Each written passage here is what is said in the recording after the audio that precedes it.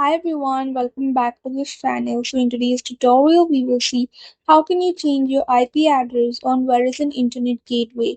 So here's a guide for your LAN IP, DHCP range, and to reconnect it. Steps to change the IP address. Firstly, you need to connect your device to the Verizon Internet Gateway.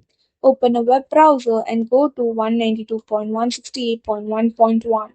Sign in using the admin password printed on the gateway label or your custom password. Go to Network Settings or LAN. Find the LAN IP address or router IP address settings. Enter the new IP address you want to use, for example 192.168.0.1 or 10.0.0.1. Click Save or Apply.